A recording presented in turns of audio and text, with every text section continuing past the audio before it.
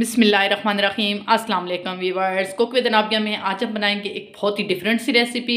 जी viewers, आज हम बनाएंगे गजरेला की रेसिपी, जिसको सर्दियों की सौगात भी कहा जाता है। ये सर्दियों में तकरीबन हर घर में बनता है, बहुत ही मज़े का, बहुत ही टेस्टी होता है। लेकिन हम लोग घर में इसमें खोया भी डाल देते हैं, दूध भी डालते हैं, मिल्क पाउडर भी डालते हैं, लेकिन फिर भी इसमें वो दानेदार सा टेक्सचर नहीं आता जो हम बेकरी पे खाते हैं। तो आज मैं आपको बताऊंगी कि बिल्कुल उस जैसा दानेदार सा गजरेला हम घर में कैसे रेडी कर सकते हैं। इसको हम बगैर कद्दूकश किए बनाएंगे, कोई झंझट नहीं होगा कद्दूकश करने का। तो आइए इस रेसिपी को बनाना स्टार्ट करते हैं कि इसे बनाने के लिए हमें किन किन चीज़ों की ज़रूरत है और इसे हमने कैसे बनाना है। जी विवास, सबसे पहले ये मेरे पास 1.5 किलो गाजर थी, जिसको मैंने साफ़ कर लिया है। गजरेले के लिए आप हमेशा इस तरह की रेड कलर की गाजर को यूज़ करें। कुछ को मैंने इस तरह से कट कर लिया है। ये 2 से 3 पीस मैंने रखे हैं कि मैं आपके सामने आपको कट करके बताऊंगी। ये देखें, आपने इस तरह से इनको मोटा मोटा कट कर लेना है, बस नॉर्मल सा। ये देखें, ये इस तरह से बहुत ही आसान, बहुत ही झटपट सा हमारा गजरेला जो है वो रेडी हो जाता है। क्योंकि कद्दूकश करने में बहुत टाइम लग जाता है और बहुत मेहनत भी लगती है।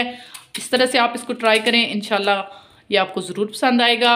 ये देखें, आप वीडियो को लास्ट तक देखिएगा, मैं साथ साथ आपको टिप्स बताती जाऊंगी कि बिल्कुल बाजार जैसा इसका कलर भी हमने कैसे लाना है। सबसे पहले हमने इस तरह से गाजर को हमने कट करना है। आमतौर पर हम जब घरों में गाजर कट करते हैं तो हम इसे फिर वॉश नहीं करते, लेकिन हम इसे 2 से 3 पानी अच्छे से वॉश कर लेंगे।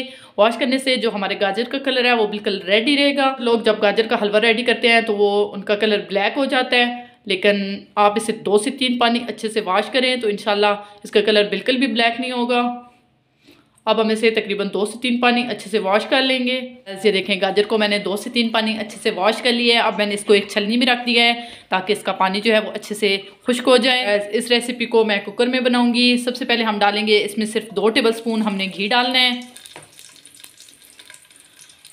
और इसको हमने गर्म कर लेना है। इसमें घी का भी हम बहुत कम यूज़ करेंगे, आप चाहें तो देसी घी भी डाल सकते हैं। अब हम इसके अंदर ये कट की हुई गाजर डाल देंगे।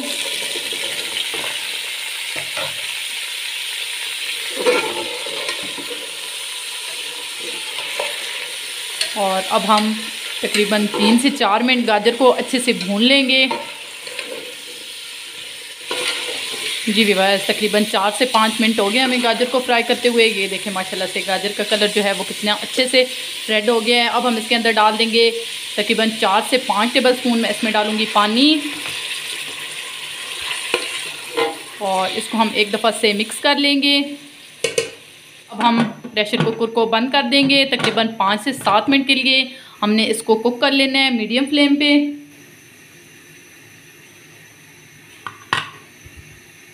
आपने सिर्फ इसको 5 से 7 मिनट के लिए बंद करना है, उसके बाद फिर हम इसे चेक करेंगे।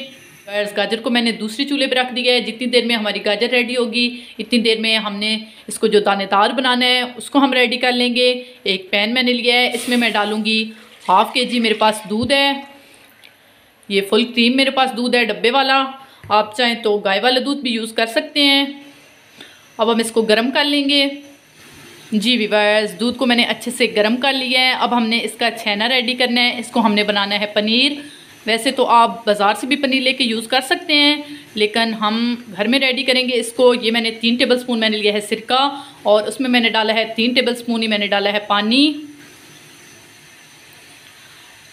और अब हम थोड़ा थोड़ा करके इस तरह से करके इसमें डालते जाएंगे और चम्मच हमने इस तरह से इसमें चलाते रहना है।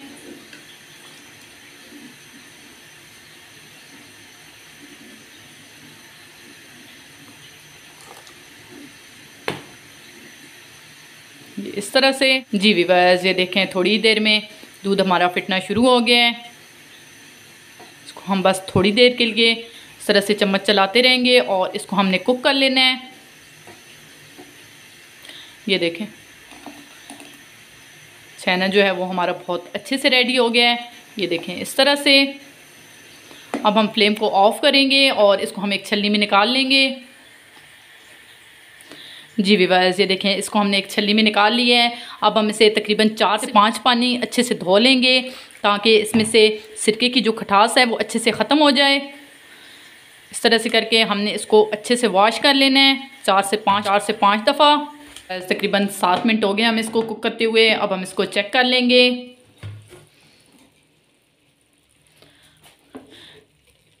जी व्यूअर्स, ये देखें गाजर जो है वो हमारी काफ़ी हद तक गल चुकी है। तकरीबन 7 से 8 मिनट मैंने इसको कुक किया है। और ये देखें मैं आपको दिखाती हूँ कि गाजर जो है वो कितनी कुक हो गई है। ये देखें गाजर जो है वो तकरीबन हाफ से ज़्यादा हमारी कुक हो चुकी है। ये देखें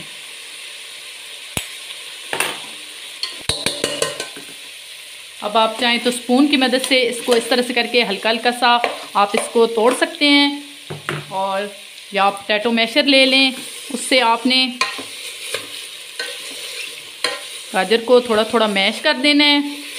ये देखें इस तरह से, ज़्यादा बहुत नहीं करना, बस हल्का हल्का सा हमने इसको मैश कर लेना है। जी व्यूअर्स, ये देखें मैशर से मैंने इसको ये देखें इस तरह से मैश कर लिया है। आपने इसको फुल मैश नहीं करना, आपने हल्के हल्के से पीस इसमें छोड़ देने हैं। अब हम इसमें डाल देंगे चीनी। ये मेरे पास हाफ कप से थोड़ी सी ज़्यादा चीनी है, ये हम इसके अंदर डाल देंगे। आप अपने टेस्ट के मुताबिक डालें। और अब हम इसको कुक कर लेंगे। इसमें मैं 3 से 4 सब्ज़ इलायची तोड़ के डाल दूँगी।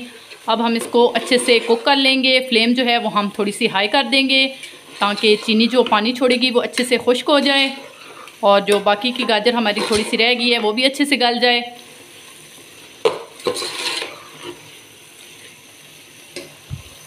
तकरीबन 5 से 7 मिनट हो गए हम इसकी बुनाई करते हुए। ये देखें पानी जो है वो अच्छे से खुश्क हो गया है। अब हम इसके अंदर डाल देंगे ये 1 टेबल स्पून मेरे पास घी है, ये डाल देंगे। इसके साथ ही ये जो हमने छेना रेडी किया हुआ था ये डाल देंगे। और ये थोड़े से मेरे पास नट्स हैं, पिस्ते, बादाम और काजू, ये डाल देंगे। आप अपनी मर्ज़ी से कोई सी भी नट्स डाल सकते हैं। अब हम इनको हाई फ्लेम पे इसको भून लेंगे 4 से 5 मिनट के लिए।